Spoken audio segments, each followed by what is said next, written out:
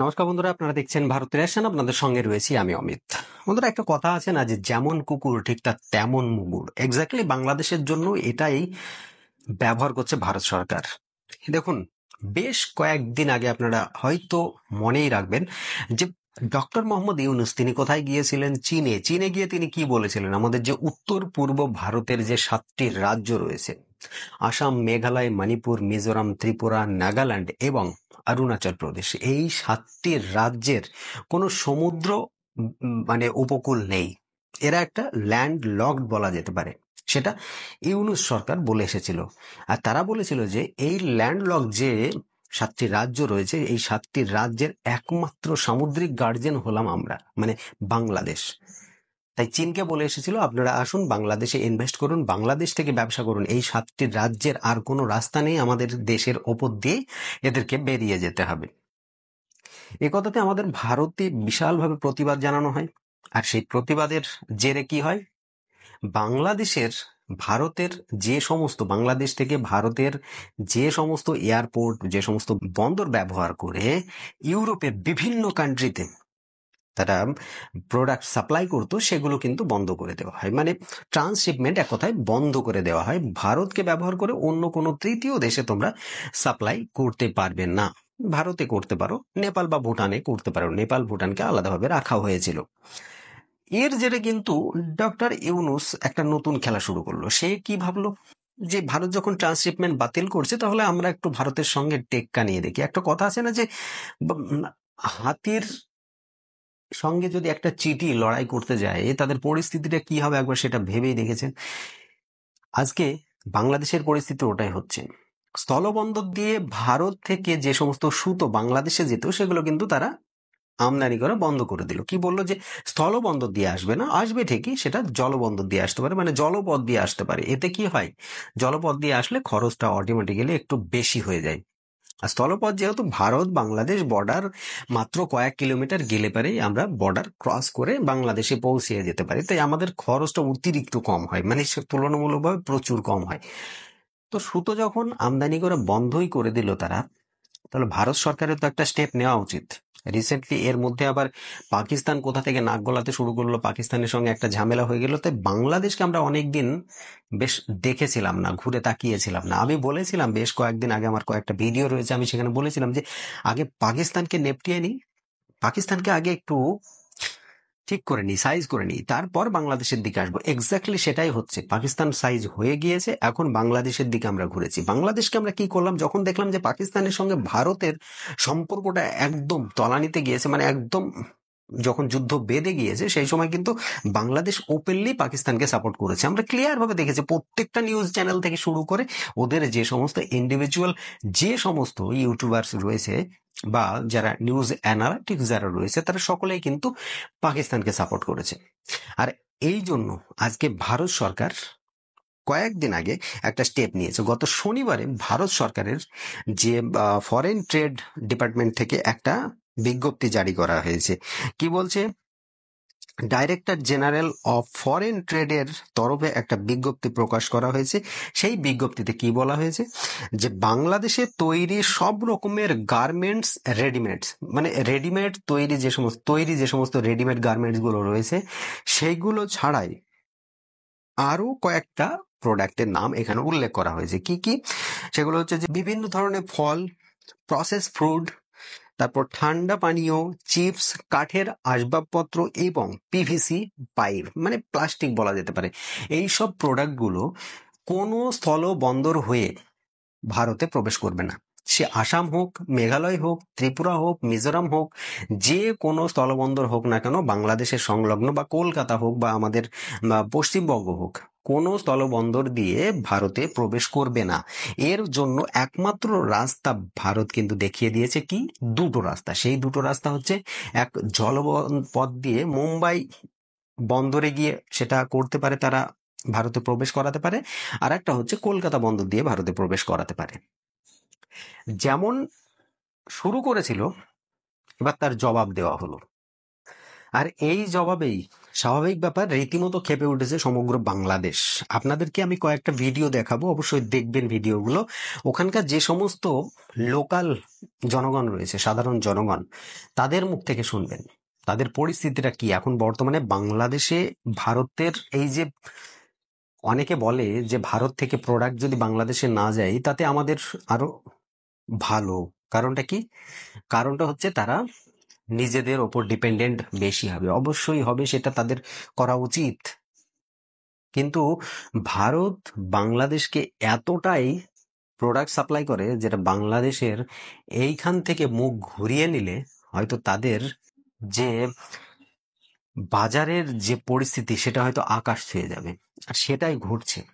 আজকে কয়েকটা ভিডিও আপনাদেরকে দেখাবো, দেখবেন, তার উপর আপনাদের কি মতামত অবশ্যই সেটা প্রকাশ করবেন।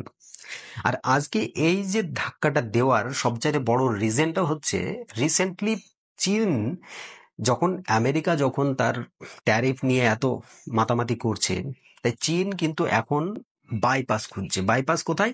যে বিভিন্ন দেশে, এমন এমন দেশে চীন সাপ্লাই করবে যে সমস্ত দেশ থেকে অন্য দেশে প্রোডাক্ট যেতে গেলে সেখানে কোনো কস্ট বা খরচ পড়ে না। যেমন ধরুন বাংলাদেশ থেকে ভারতে প্রোডাক্ট আসলে পারে, সেই প্রোডাক্টের ওপর কিন্তু জিরো ট্যাক্স থাকে, মানে কোনো ট্যাক্সই লাগে না, ফ্রি ট্রেড বলা যেতে পারে। বাংলাদেশ থেকে ভারতে আসবে সেগুলোর উপর কোনো ট্যাক্স থাকবে না। তাই চীন দেখছে যে আমরা যদি বাংলাদেশে দিয়ে দিই, আর রিসেন্টলি ইউনুস কিন্তু চীনে গিয়েছিলেন, তিনি একটা ডিল সাইন করেও এসেছেন। তাই চীন বাংলাদেশে প্রোডাক্ট সাপ্লাই করবে, সেই প্রোডাক্টকে রিমোডিফাই করে। আপনারা দেখবেন যে সমস্ত প্রোডাক্টগুলোর নাম এখানে নেওয়া হয়েছে তার মধ্যে ম্যাক্সিমাম প্রোডাক্ট হচ্ছে কিন্তু বাংলাদেশ নিজেরা উৎপাদন করে না, মানে নিজেরা তৈরি করে না, সেগুলো কিন্তু তারা অন্য দেশ থেকে নিয়ে এসে তৃতীয় কোনো দেশে বিক্রি করে। তো সেই জায়গাটা হচ্ছে ভারতকে তারা মার্কেট হিসাবে দেখছে, যে চীন থেকে নিয়ে আসবো কম খরচে, নিয়ে এসে ভারতের সঙ্গে যেহেতু আমাদের ফ্রি ট্রেড, কোনো রকম ট্যাক্স লাগে না, তাই আমরা অল্প খরচেই বর্ডার পার করব, করে ভারতকে সাপ্লাই করব। এক্স্যাক্টলি এইসব প্রোডাক্টগুলো আবার কিন্তু ভারতে তৈরি হয়। তাই ভারত কিন্তু এইসব প্রোডাক্টগুলোর উপর এতদিন কিছু না করলেও এখন কিন্তু এগুলো নিষেধাজ্ঞা শর্তমূলকভাবে করে দিয়েছে। এতদিন করেনি কারণ কি? শেখ হাসিনা আমাদের সরকারের মানে শুভাকাঙ্ক্ষী ছিলেন। তিনি কিন্তু একটা সময় এটা দেখেছেন যে ভারতের হিতে অনেক কিছু তিনি স্বীকার করে নিয়েছেন। যেমন ধরুন বাংলাদেশকে ব্যবহার করে আমাদের যে রাস্তাটা, সেটা কিন্তু শেখ হাসিনার সময় সেটা চালু ছিল, এখন কিন্তু বন্ধ হয়ে গিয়েছে। তাই যখন এখন বাংলাদেশের ওপর দিয়ে আমরা যখন কোনো কিছু করতেই পারছি না, তখন আমাদের ওপর দিয়ে আমরা কিছু করতে দেব না। তাই ট্রান্সশিপমেন্ট বাতিল করেছে বলে ওদের এত কিছু খিচুড়ি বেঁধে গিয়েছে। তো যাই হোক, এগুলো হওয়াই উচিত ছিল, অনেকদিন আগে হওয়া উচিত ছিল। ইউনুস যে এতদিন সহ্য করে আছে, এটাও একটা মানে বলা যেতে পারে যে সহ্য ক্ষমতা আছে। যাই হোক, আমরা তো ভেবেছিলাম কয়েক সপ্তাহের মধ্যেই রিয়াকশনটা আসবে। তো আজকে তখন যে রিয়াকশনটা এসেছে, এর ওপরে সাধারণ মানুষজন কেমন ক্ষিপ্ত হয়ে আছে এই সরকারের উপর, একটু অবশ্যই সেই ভিডিওগুলো দেখবেন, ওখানকার সাধারণ মানুষের কথাগুলো শুনবেন। এই ইউনুস হলো রীতিমতো পাকিস্তানের এজেন্ট বলা যেতে পারে। তার কোনো কৃতিত্ব নেই। সে সুদ খেয়ে খেয়ে নোবেল নিয়েছে। মানে কিভাবে সুদ খেয়ে নোবেল পেতে হয় সেটা ইউনুসের কাছ থেকে শেখা উচিত আর কি। মানে সুদের ব্যবসা করে সেই মানুষটা নোবেল পায় কোন হিসাবে? আমি এই জিনিসটা আজ পর্যন্ত কোনো থিওরিতে মেলাতে পারলাম না। যাই হোক, আমার মেলানো না মেলানো কিছু যায় আসে না, আপনাদের ওপর ডিপেন্ড করছে যে এই ঘটনাটাকে আপনারা কেমন ভাবে দেখছেন, আর এই যে সাধারণ মানুষগুলো যে কথাগুলো বলছে সেই কথাগুলো আপনাদের কি মনে হচ্ছে, সেই কথাগুলোকে বিশ্লেষণ করে অবশ্যই কমেন্ট বক্সে তার জবাব দিয়ে যাবেন। আজকে দেখুন, আপনাদেরকে কিছু ভিডিও দেখাচ্ছি, ভিডিও দেখবেন। আর আরো কিছু কথা বলে রাখি, সেগুলো হচ্ছে যে বাংলাদেশের বেশ কিছু প্রোডাক্ট কিন্তু এখনো ভারতের সঙ্গে তারা সাপ্লাই করতে পারে, তার জন্য কিন্তু নিষেধাজ্ঞা দেওয়া হয়নি। সেই সমস্ত প্রোডাক্টগুলো কি সেগুলো আমি বলে দিচ্ছি। যেমন ধরুন বাংলাদেশের মাছটা কিন্তু বাংলাদেশের উৎপাদন হয়, তাই মাছ কিন্তু ভারতে আসলে ভারতে তার জন্য কোনো রকম বিধিনিষেধ নেই। তারপরে বলছে ভোজ্য তেল, তারপর বলছে স্টোন চিপস, যে সমস্ত খোয়াগুলো আসে সেগুলো, এবং এলপিজি আমদানিতে ভারতের কোনো বিধিনিষেধ নেই, সেগুলো স্থলবন্দর দিয়েও আসতে পারে, জলবন্দর দিয়েও আসতে পারে, সেটা ম্যাটার করে না। তো এইসব প্রোডাক্টগুলো কিন্তু ছাড় রয়েছে এখনো। যদি বেশি বাড়াবাড়ি করে সবজির ওপর চলে যাবে, যে সবজি বা যাই হোক না কেন সেসব প্রোডাক্টগুলো যদি আমরা স্থলবন্দর দিয়ে নেব না, এরকম বহুত কিছু আইটেম আছে। যাই হোক, আপনাদেরকে কিছু ভিডিও দেখাচ্ছি, দেখবেন। ভিডিওটা দেখার পর যদি আমার ভিডিওটা ভালো লেগে থাকে অবশ্যই একটি লাইক করবেন, শেয়ার করে আরো সকলের কাছে পৌঁছিয়ে দেবেন। আর কমেন্ট করতে কিন্তু ভুলবেন না যে এই বাংলাদেশিদের বর্তমানে কি করা উচিত। আপনাদেরকে এই জনতার কণ্ঠ বলে একটা নিউজ চ্যানেল, ওদের ইউটিউব চ্যানেল রয়েছে, সেই চ্যানেলের কয়েকটা ভিডিও আপনাদেরকে দেখাবো, ক্রপ করে দেখাবো, যদিও অবশ্যই কেটে কেটে দেখাবো। আপনারা দেখুন ভিডিওটা, অবশ্যই আপনাদের আশা করছি ভালো লাগবে। আমরা দৈনিক যা ইনকাম করি তার ডাবল আমাদের খরচা হচ্ছে। আগে 500 টাকা নিয়ে আসলে 200 টাকা নিয়ে বাড়িতে যেতে পারতাম, এখন 1000 টাকা আমরা 100 টাকা নিয়ে যেতে পারি না। নিজে চলতে পারছি দুই এখন খাবার খান করি। নিত্যপণ্যের ঊর্ধ্বগতিতে দিশেহারা সাধারণ মানুষ, আয় বাড়েনি কিন্তু ব্যয় বেড়েছে কয়েক গুণ। এমন বাস্তবতায় কিভাবে কাটছে সকল সাধারণ মানুষের সংসার? দর্শক, কালের কণ্ঠের নিয়মিত বিশেষ আয়োজন জনতার কণ্ঠে আপনিও জানাতে পারেন আপনার স্বাধীন, মুক্ত ও নিরপেক্ষ মতামত। পার্বত্য জেলা বান্দরবান থেকে সকল মানুষের সুখ দুঃখ ও নিম্ন শ্রেণীর মানুষের বাস্তব জীবন চিত্র তুলে ধরতে আপনাদের সাথে আছি আমি, রিমন পালিত। এখন দিন দিন জিনিসের দাম বাড়ি যার কই, সরকার জিনিসের দাম যদি কমাই দিয়ে আর এখন চলে যাবে। আমরা সারাদিন পরে 200-500 টাকা খামাই, হ্যাঁ নিজে চলতে পারছি দুই এখন খাবার খান করি। জিনিসের দাম বাড়ে আর তো করি মার মরে যাই বই, আর তো সরকার তো দেখেছি দাম কমাই দিয়ে আর এখন চলে যাবে বাঁচি গিয়ে। ডাল কিনে নিলে সাল কিনে নিলে ডাল কিনে নিলে একটা জিনিসের দাম দিন দিন বাড়ি যার কই। আমাদের বান্দরবনের ক্ষেত্রে বলতে গেলে যে দিনে দিনে আর কি যে কোনো জিনিসের দাম বেড়ে যাচ্ছে। যেমন চালের কেজি আগে ছিল 40 টাকা করে, এখন আমাদের 55 টাকা করে কিনতে হচ্ছে। তারপরে চিনির দাম বলতে গেলে 30 টাকা। এত দাম হলে তো আমাদের এখানে সাধারণ মানুষের থাকা অনেক কষ্ট হয়ে যেতেছে। কারণ যদি দিনে দিনে যদি দাম বাড়ে তো এখানে সাধারণ মানুষের, যেটা রিক্সাওয়ালা বলতে গেলে তাদের অনেক কষ্ট হচ্ছে। বাজার আগে আমরা 500 টাকার বাজার করতাম, প্রচুর আমরা বাজার করে আনতে পারতাম, আর এখন 500 টাকার বাজার আমরা 2টা তরকারি পাচ্ছি না। তো এতে আমাদের মনে করেন যে আরো বেশি কষ্ট হচ্ছে। তো আমরা দৈনিক যা ইনকাম করি তার ডাবল আমাদের খরচা হচ্ছে। তো এই জন্য সরকারের কাছে আমার এতটুকুই আবেদন যে ধীরে ধীরে জিনিসের দাম কমানো দরকার। এতে আমাদের জন্য এমনকি সাধারণ মানুষের জন্য উপকার হবে, এমনকি ভালো হবে। তো এটা আমরা চাই যাতে সরকারের কাছে বিনা আবেদন করতেছি যাতে জিনিসের দাম কমানোর জন্য অনেকটা। সাধারণ মানুষ সারা দিন গাড়ি চালায় 200-300 টাকা করে পাই, এই লোকে সংসার চালাইম চালাইম ইনকাম হাইট মানে তাহার দাম বাড়তে, সবজির দাম বাড়তে, সবজির দাম বাড়তে, যা আমার নিজে বউবার সংসার চালাই নারী চালাই লাগা নারী। সরকার যদি চাই আর গাছের পাতার দামিন জিনিসপাতির দামিন একে কমাই দিলে আর সাধারণ মানুষের লাই উপকার। আমি একজন দিনমজুরি মানুষ, দিনে আনি দিনে খাই। আসলে জিনিসপত্রের দাম যেভাবে বাড়তেছে সেভাবে আমাদের পরিবারকে চালানোর মতো সামর্থ্য আমাদের নাই। সরকার যদি একটু আমাদের বিষয় নিয়ে, একটু খাদ্য বিষয় নিয়ে যদি একটু চিন্তা ধারণা করে তাহলে আমরা একটু ভালো থাকবো। যেভাবে এই জিনিসপত্রের দাম বাড়তেছে, আমাদের বেতন তো বাড়তেছে না। আসলে অন্তর্কালীন সরকারকে বলবো জিনিসপত্রের দাম যদি একটু কমায় তাহলে আমরা একটু শান্তিতে থাকতে পারবো। আমি সাধারণ একজন চাকরিজীবী, বাজারে জিনিসপত্র একটু দাম কমাই দিলে ভালো হয়। আগে 500 টাকা নিয়ে আসলে। দেখুন, শুধুমাত্র বাংলাদেশ থেকে প্রোডাক্ট আমদানি করা ভারত স্থলপথ দিয়ে বন্ধ করে দিয়েছে। এখন যদি বলে যে আমরা বাংলাদেশে সাপ্লাই করব না, হতে পারে আমাদের কয়েক বিলিয়ন লস হতে পারে, কিন্তু ওদের পরিস্থিতি কি হবে, কোন জায়গায় গিয়ে দাঁড়াবে? আজকে যে পাকিস্তান যে জায়গায় আছে এক্স্যাক্টলি সেই জায়গায় দিয়ে দাঁড়াবে।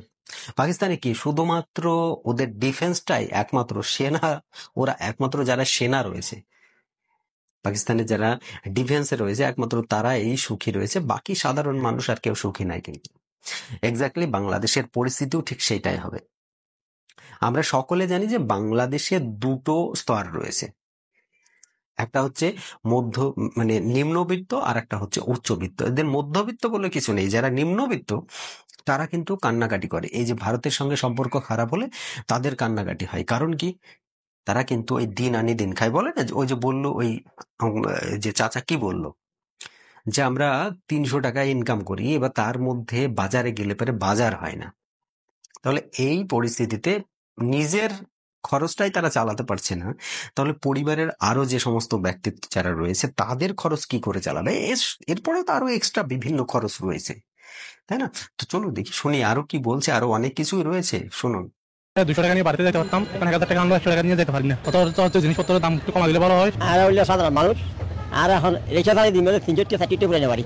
এখন 300 টাকা গেলে হয়তো 100 টাকা 300 টাকা লাগে। তো এখন গাড়ি ভাড়া লাগে 100 টাকা, তো ওই 30 টাকা পাওয়া যায় বউ বোন পারি না বাড়ির জিনিসপত্রের দাম কমাইলে ভালো। সারাদিন 500 টাকায় রোজগার করতে পারি নাই, আমার বউ বাচ্চাকে কিভাবে বাঁচাবো? জিনিসপত্রের দাম বেশি, কোম্পানিকে কি দেবো, আমি কি খাবো? তো সরকারের কাছে আমার আবেদন জিনিসপত্রের দাম সব জায়গায় বেশি, একটু কমে দিলে ভালো হয়। তো জিনিসপত্র অনেক দাম বেড়ে গেছে, তুই সরকারের অনুমতি দিতে আমাদেরকে মানে একটু কম জিনিসপত্র কম রাখলে অনেক ভালো হয়। আমি মা বাবাকে টাকা দিতে পারছি না, এবং আমার মায়ের বোনকে আমি চালাতে পারছি না। অনেক চালপত্র, জিনিসপত্র, ফল মূল অনেক দাম বেড়ে গেছে। এখন সরকার যদি অনুমতি দেয় আমাদেরকে কিছু কমালে অনেক ভালো হবে আর কি। ওই ভাইটা কি বললো শুনেছেন তো? দিন মজুরি মানুষ দিনে 300 টাকা করে ইনকাম করে, তারপরে মানে সমস্ত কিছুর দাম বাড়তি, চালের দাম বাড়তি, চিনির দাম বাড়তি, সমস্ত কিছুর দাম বাড়তি, মানে বাড়ছে আর কি, সমস্ত কিছুর দাম বেড়েছে। সেই জায়গায় দাঁড়িয়ে 300 টাকা ইনকাম করে সে তার ফ্যামিলিকে কিভাবে দেখবে? সে কিন্তু এটাই বলছে, তার একমাত্র কথা হচ্ছে এটাই। এখন ভারত যদি প্রোডাক্ট সাপ্লাই বন্ধ করে দেয়, ভেবে নিন তো একবার, এই যে ভারত চাল দেওয়া বন্ধ করে দিলে, ভারত চিনি দেওয়া বন্ধ করে দিলে, ভারত যদি ডাল দেওয়া বন্ধ করে দেয়, সবজি দেওয়া বন্ধ করে দেয়, সেই জায়গায় দাঁড়িয়ে বাংলাদেশের পরিস্থিতি কোন জায়গায় এসে দাঁড়াবে একবার দেখেছেন তো? মনে আছে কি এর আগে 50,000 মেট্রিক টন কিন্তু ভারত চাল সাপ্লাই করেছিল বাংলাদেশকে, আর সেটা কিন্তু কোনো ব্যবসায়ী থেকে ব্যবসায়ী নয়, সেটা কিন্তু বাংলাদেশের সরকার ভারত সরকারের কাছ থেকে চেয়েছিল। কেন চেয়েছিল? যে হতে পারে তাদের দেশে চালের শর্টেজ হয়ে যেতে পারে, সেই সময় পাবে কি পাবে না তার জন্য ভারত সরকারের কাছে কাকুতি মিনতি করেছিল, পা ধরেছিল। এই যে ইউনূস এসে পা ধরেছিল যে আপনাদেরকে 50,000 মেট্রিক টন চাল পাঠাতে হবে, তার 2টো শিপমেন্টে এই চালগুলো গিয়েছিল। কিন্তু তাই যদি ভারত একবার বন্ধ করে দেয় তাহলে পরিস্থিতি কোথায় গিয়ে দাঁড়াবে সেটা একবারের জন্য ওদের মাথায় নেই। বাংলাদেশকে লুট করে খাচ্ছে এখন বর্তমানে যে সরকাররা রয়েছে, বাংলাদেশকে লুট করে খাচ্ছে। যাকে এই প্রতিবেদনগুলো দেখবেন, সম্পূর্ণ ভিডিও লিংক কিন্তু আমি ডেসক্রিপশন বক্সে আপনাদেরকে দিয়ে দেবো। দেখবেন ভিডিওটা দেখার পর যদি আমার ভিডিওটা ভালো লেগে থাকে অবশ্যই একটি লাইক করবেন, শেয়ার করে আরো সকলের কাছে পৌঁছিয়ে দেবেন, আর কমেন্ট করতে কিন্তু ভুলবেন না।